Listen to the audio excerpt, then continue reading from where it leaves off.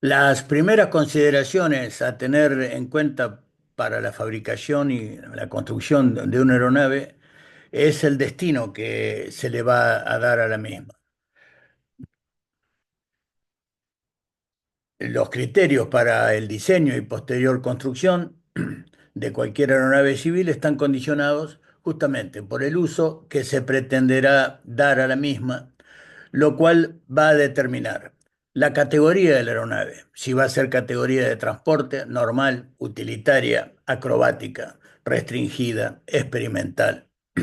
¿Qué clase de aeronave? Aeroplano, planeador, alas rotativas, globo, hidroavión. ¿Qué tipo de aeronave? Ya la designación del aeroplano en este caso. Un PA-11, un Cessna 172, un Beechcraft King 90, un Boeing 737. El tamaño porque el tamaño va a definir la estela de turbulencia, Weight Turbulence Category. Si va a ser liviana, media, pesada o super. El tipo de estructura que va a demandar no es lo mismo la estructura que requiere una aeronave relativamente pequeña que un gran aeroplano, obviamente.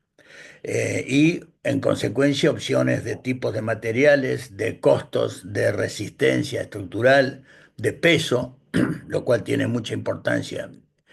para un aeroplano. Los sistemas, si uno va a diseñar un planeador, no va a diseñar una serie de sistemas como los que tiene un avión de línea aérea comercial, obviamente. El tipo de performance que se espera justamente en base a el destino, al uso que se le va a dar y por lo tanto también como consecuencia qué limitaciones de operación va a tener tanto la aeronave como distintos sistemas y subsistemas de la misma.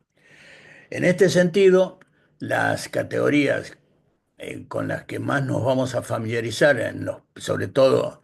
en la mayoría de las actividades que realizamos como aviadores, son las categorías de transporte, de normal, utilitario y acrobático. Todas las aeronaves de instrucción, recreación, homologadas bajo una norma que se denomina FAR 23, que es para aeronaves hasta 5.700 kilos o 12.500 libras de peso máximo de despegue, están consideradas en esa categoría las aeronaves normales y muchas de ellas también pueden ser operadas bajo categoría utilitaria. Las aeronaves de transporte son consideradas a partir de 5.700 kilos o 12.500 libras de peso máximo de despegue y tienen otros requerimientos establecidos en la FAR 25 y por otro lado tenemos las aeronaves más específicas como de uso acrobático. Cada una de estas aeronaves, una de las características que la diferencia significativamente es el máximo factor de carga para el cual están certificadas y homologadas. Las de transporte recordemos que el factor de carga es la relación que hay entre la sustentación y el peso de la aeronave. Quiere decir que un factor de carga positivo de 2,5 que se requiere para una aeronave de transporte, quiere decir que esa aeronave puede soportar 2,5 veces su propio peso en forma positiva, o sea, en el mismo sentido que la gravedad terrestre, y menos uno o un G que se llama negativo. Cada G equivale a una vez el peso total presente, actual, de una determinada aeronave. Las que nosotros estamos operando, vamos a operarla en un rango seguramente de categoría normal que tiene una limitación de 3,8 G positivo y 1,52 G negativo. Quiere decir que puede soportar en el sentido de la fuerza de la gravedad positivamente 3,8 veces su propio peso y en el sentido de G negativa, o sea, en contra del sentido de de la gravedad, 1,52, 1,52. Y así, lo mismo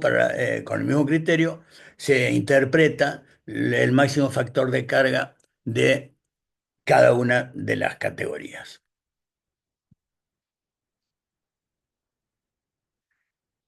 Otro aspecto fundamental que el diseñador, constructor de una aeronave tiene que tener en cuenta son las cuatro fuerzas que actúan en un aeroplano en vuelo recto, nivelado, no acelerado, en donde la sustentación está equilibrada con el peso, compensada con el peso,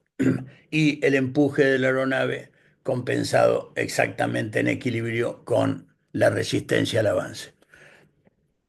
Lo mismo que la ubicación del centro de gravedad, que es, como vamos a ver en varias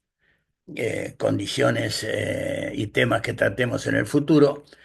tiene una importancia fundamental la ubicación del centro de gravedad para la estabilidad, controlabilidad, el balance aerodinámico de la aeronave. El centro de gravedad es aquel en donde el, el peso de la aeronave, el vector del peso de la aeronave, tiene efecto por la atracción que ejerce sobre todo cuerpo la gravedad terrestre, como ya vamos a ver en mayor detalle. Otro de los temas fundamentales a considerar en la fabricación de un avión son los ejes de rotación, o también llamados ejes de simetría de un aeroplano, los cuales se relacionan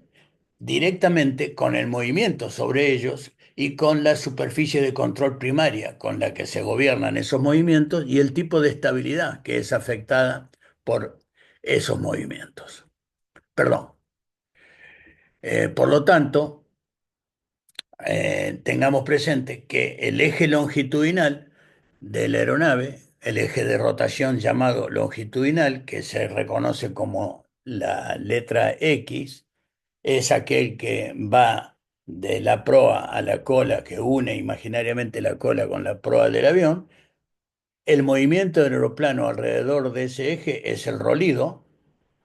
La superficie primaria que controla ese movimiento es el alerón y el tipo de estabilidad a la que afecta es la estabilidad lateral. Por otro lado, el eje lateral que une las dos puntas de ala, transversalmente y pasando también por el centro de gravedad, implica o está relacionado con el movimiento del aeroplano de cabeceo o de pitch, el rolido es roll en inglés, la superficie primaria que controla el eje de rotación lateral y el cabeceo obviamente es el elevador y el tipo de estabilidad que afecta es la longitudinal. Y por último, bueno, y el lateral se reconoce con la letra Y. El eje de rotación o de simetría vertical, identificado con la letra Z, está relacionado con el movimiento de guiñada del aeroplano alrededor de ese eje. La superficie primaria es el rudder, timón de dirección, y la estabilidad que es afectada es la estabilidad direccional.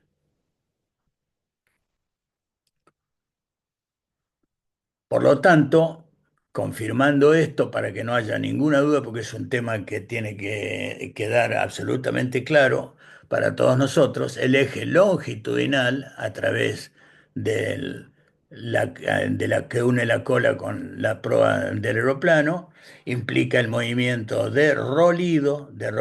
alrededor de ese eje y es controlado por los alerones como superficie primaria de control. El eje lateral, reitero, es el que une de punta a punta las alas, controla el movimiento de pitch, de cabeceo, rotando sobre ese eje, y es denominado Y, y implica el movimiento de pitch y cabeceo. Y lo controla el elevador. Y el eje vertical o Z controla el movimiento a través del rudder, el movimiento de guiñada o de rotación sobre ese eje vertical que es denominado yaw, y es a través del cual nuevamente pasa el centro de gravedad, el vector de fuerza representada por el peso, que es la fuerza de atracción que ejerce la gravedad terrestre sobre la masa de ese determinado aeroplano. Otro de los aspectos fundamentales justamente para poder cumplir estas premisas de lograr la estabilidad y el control adecuado de la aeronave es que a tener en cuenta en su diseño y construcción aquellos componentes primarios, principales que tenemos que considerar y que conviene a todos ir conociendo su fraseología en inglés también por razones obvias, entre otras porque gran parte de la bibliografía, el texto de manuales originales de aeroplanos, etcétera, y el lenguaje internacional de la aviación es el inglés. Por lo tanto, tenemos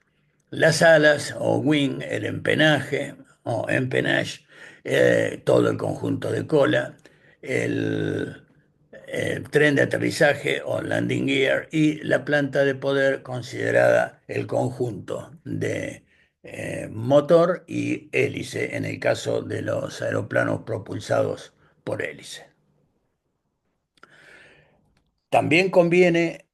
lo antes posible, ir conociendo, por ejemplo, respecto a las alas o wings, la nomenclatura del ala, que respecto a algunos términos y conceptos que es muy importante tener en cuenta porque van a tener gran influencia después, no solamente con relación a la construcción del aeroplano, sino aerodinámicamente. La envergadura del ala la envergadura alar es la distancia entre las punteras de ala, entre los dos extremos de ala, eso es lo que se llama qué envergadura tiene ese avión, es la medida, en las unidades de medida que quieran usar, pies, pulgadas, metros, pero de punta a punta de las alas.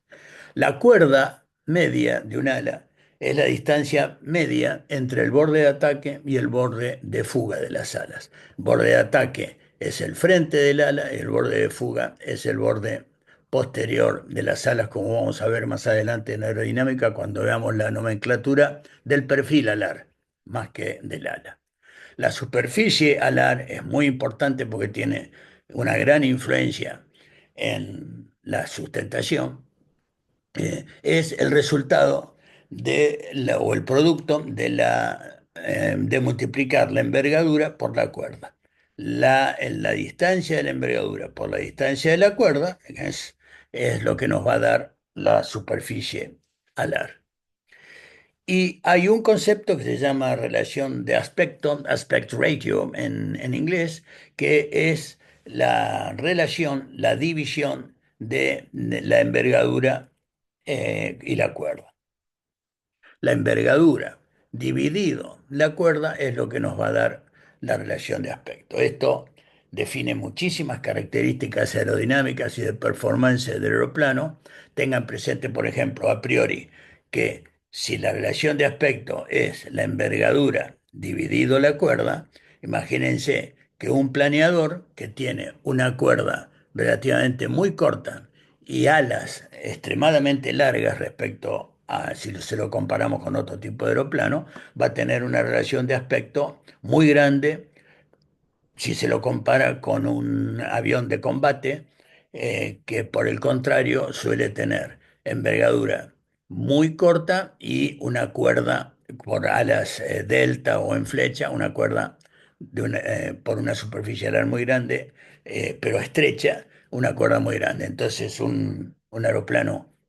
de combate, por ejemplo, va a tener una relación de aspecto, como vamos a ver más adelante, mucho menor. Y eso define muchas características de desempeño del aeroplano. Respecto a la planta alar, es muy interesante conocer los distintos tipos básicos,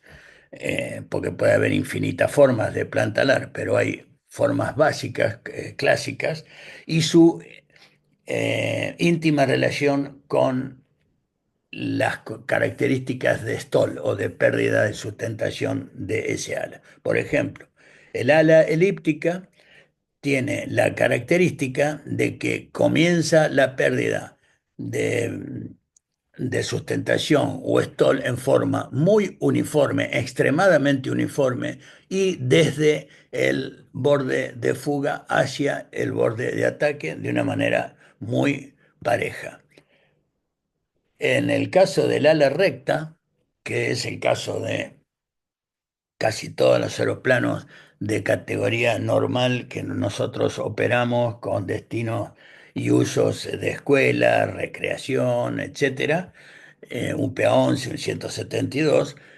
de ala recta, ese ala tiene las características de que el stall, la pérdida de sustentación, comienza en la raíz de ala significativamente y a medida que progresa la condición de stall se va trasladando hacia el borde de ataque porque comienza también en el borde de fuga, pero bien pegado a la raíz de ala. Esto tiene el beneficio de que los alerones se mantienen fuera de la pérdida un buen tiempo antes del completo stall. El ala que en inglés se denomina tapered, que es afinada hacia las puntas en forma trapezoidal, tiene características de pérdida muy similares al ala elíptica. Como verán, comienza el stall en el borde de fuga y de una manera bastante uniforme va creciendo la condición de pérdida de sustentación hacia el borde de ataque y el ala en flecha, muy común en aviones comerciales, en aviones de alta performance de regímenes subsónico y supersónico, tiene la característica exactamente contraria, para tenerlo como mnemotécnica, a la recta. El stall comienza marcadamente en los extremos, en las puntas de ala y en el borde de fuga siempre, y se va desplazando hacia la raíz de ala y el borde de ataque progresivamente en la medida que el avión se aproxima más a la pérdida. Un concepto que se tiene muy en cuenta en la construcción, en el diseño y construcción de la aeronave es lo que se llama el ángulo de incidencia, que muchas veces hay confusión con esto y lo confunde con lo que vamos a ver como ángulo de ataque, etcétera. El ángulo de incidencia es la diferencia angular, o sea, el ángulo que hay entre la línea de la cuerda en la raíz del ala, o sea, en el encastre del ala, y el eje longitudinal del avión. Recordemos que el eje longitudinal del avión es aquella línea imaginaria que une la cola con la proa del avión. El ángulo entre ese eje longitudinal y la línea de la cuerda, que dijimos que es la línea imaginaria que une el borde de ataque y el borde de fuga, pero en la raíz de ala, no en la punta de ala o en la mitad, en el encastre. La línea esa eh, y su diferencia angular con el eje longitudinal es lo que determina el ángulo de incidencia, que es un ángulo fijo, el piloto no lo puede controlar, es un ángulo fijo que forma parte de la estructura de la aeronave, está determinado por diseño y en general, depende del tipo de aeronave, está entre los 6 y 0 grados, con 3 grados de promedio, depende de vuelta en qué tipo de aeroplano se trate. Otra de las cuestiones fundamentales a tener en cuenta en la construcción de un aeroplano y cualquier aeronave son los esfuerzos a los que está sometida la estructura del aeroplano por distintas razones, ya sea ambientales, de operación, de maniobras, etcétera. Esos esfuerzos pueden reducirse a los esfuerzos de tensión o tracción, de compresión, que es lo contrario, de torsión, de corte,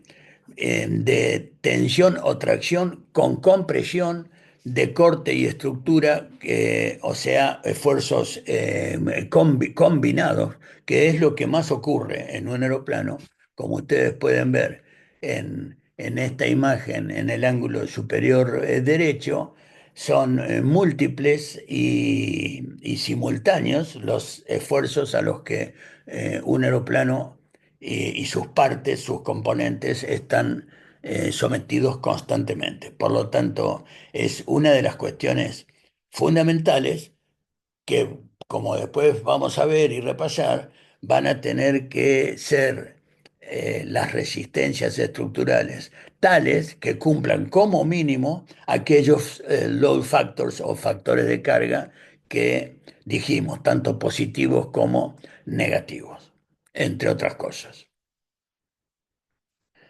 Respecto al tipo justamente de estructura para soportar esos esfuerzos y siempre relacionado con el tipo, tamaño de aeronave, tenemos la construcción de aeroplano de tipo convencional, estructural, con ya sea de madera o de metal, pero con formas de esqueleto, en donde hay cuadernas, largueros, diagonales, mamparos, etcétera, que le dan resistencia estructural tal que, por ejemplo, este tipo de aeronave, como la mostrada en el ángulo superior izquierdo, no requiere prácticamente de ningún tipo de recubrimiento para reforzar esa estructura, porque la gran parte de la resistencia estructural se la da este tipo de diseño de estructuras. El único recubrimiento que tiene son las alas y la superficie de control, porque obviamente necesita que el flujo de aire tenga efecto aerodinámico, pero no así el otro tipo de, por ejemplo, recubrimiento necesario en el fuselaje. Por el contrario, bueno, en este tipo de estructuras se suele usar madera, titanio, acero, aluminio, cromo, molibdeno, etcétera. En la medida que la tecnología y la ciencia avanzaron, hubo, eh, hay dos tipos de estructuras denominadas monocoque y semimonocoque, que están caracterizadas porque las cuestiones estructurales del tipo a la que vimos son menores, determinadas fundamentalmente en aeroplanos relativamente pequeños, solamente por mamparos y cuadernas, y la piel, el recubrimiento, generalmente metálico o últimamente usado también muchos materiales compuestos, eh, recubrimiento pretensado con alta tensión, genera gran parte, la mayoría de la resistencia estructural de eh, la estructura del avión. Y el semimonocoque ya tiene largueros y larguerillos que refuerzan, pero no así diagonales, pero que refuerzan y es una mezcla, por eso lo de semimonocoque, de la gran importancia que sigue aportando el recubrimiento tensado de cualquier tipo de material metálico o compuesto, pero aliviana muchísimo el peso, la menor cantidad de resistencia estructural del tipo a la convencional que vimos al principio.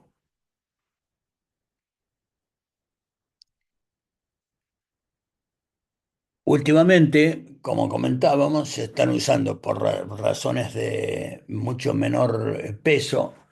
y muchas veces de costo también, pero el menor peso favorece posteriormente la performance de la aeronave. Se están usando materiales compuestos en una gran cantidad de aeroplanos de distinta finalidad, o al menos en muchos aeroplanos aún de gran porte, cada vez utilizando mayor porcentaje de estructura materiales compuestos, los cuales en general suelen ser grafito, carbono, Kevlar, fibra de vidrio, resinas epoxi o una combinación híbrida de más de uno de estos componentes.